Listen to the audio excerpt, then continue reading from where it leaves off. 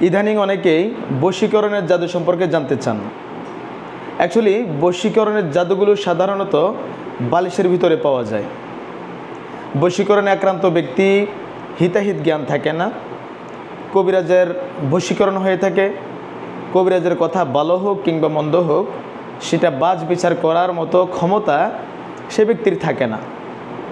এবং শারীরিক সম্পর্ক করার জাদুর ক্ষেত্রেও ঠিক সেম, যিনি করেছেন তার কথায় উঠে এবং বসে, এমন পরিস্থিতি হয়।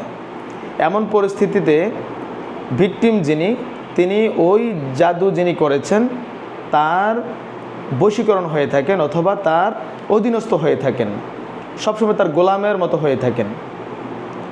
এই ধরনের সমস্যা যারা ফেস করতেছেন তারা দ্রুত রুকিয়া চিকিৎসা নিন।